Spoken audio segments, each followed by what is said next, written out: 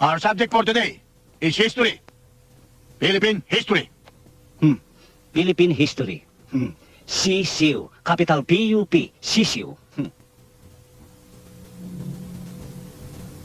Who is the greatest Filipino painter?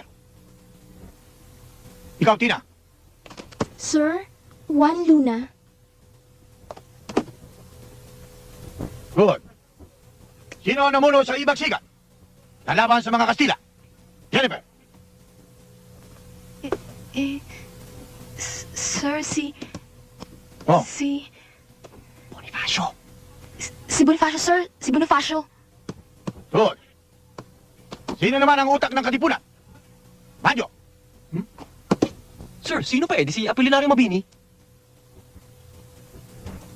Very good. Who discovered the Philippines? You, Madonna. Sir, si Ferdinand Magellan, March 13, 1521. Excellent. Sino ang pumatay kay Lapu-Lapu? Ikaw, Michael. Ba, hindi ako, sir. Kahit mahirap lang kami, hindi ko magagawa yun. Anong kalokohan pinagsasabi mo? Ang tinatanong ko sa'yo, sino ang pumatay kay Lapu-Lapu? Hindi nga ako, sir eh. Tarantado ka talaga, no? Gusto ko makausap ang tatay mo. I want you to bring him here. Understand? Yes, sir.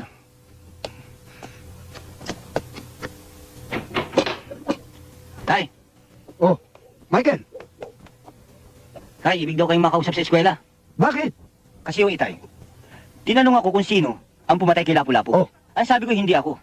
Ngayon, kayo ang gustong makausap. Lagot kayo, tay. Teka. Bakit ako? Lalong hindi ako pumatay kay Lapu-Lapu. Anong malay ko ron? Itay, kayo na lang ho ang pag-asa ko. Kinakailangan sumama kayo sa akin. Dahil pag hindi kayo sumama sa akin, may expelled ako. Kinakailangan magpaliwanag kayo, Itay. Kung kinakailangan magpaliwanag, edi puntahan natin. Halika Halika. na. Oh, mukha yatang may lakad kayo magama. Eh kasi Lola, ibig kong makausap ng teacher ko itong si Itay. Oh, eh bakit? Inay, ito kasi apo nyo, pinagbibintangan sa eskwela na pumatay kay Lapu-Lapu. Hindi naman ho siya. Eto nga't nagpapasama para magpaliwanag kami ron. Kung maaari ho sana, Inay, sumama na rin kayo para magpaliwanag. Nako! Kayong mag-ama, oo. Nakita nyo nang tinatapos kong aking ginaganchilyo. Kung bakit kasi, ayaw nyo pang aminin kung sino sa inyong dalawa ang pumatay. Sir, ito na ako tatay ko. Ano ho bang may paglilingkod ko sa inyo? Anong may paglilingkod? Kayo ang nagpatawag sa akin eh. Pinatawag? Sir, ako ang nagpatawag. Oo nga ho, Mr. Principal. Pinagbibintangan kami na kami raw ang pumatay kay Lapu-Lapu. Kahit tingnan ninyo ang lahat ng police record, malinis kami. Wala pa kaming napapatay. Ngayon, kung ipagpipilitan ninyo na kami ang pumatay kay Lapu-Lapu, baka ngayon lang kami makapatay ng tao.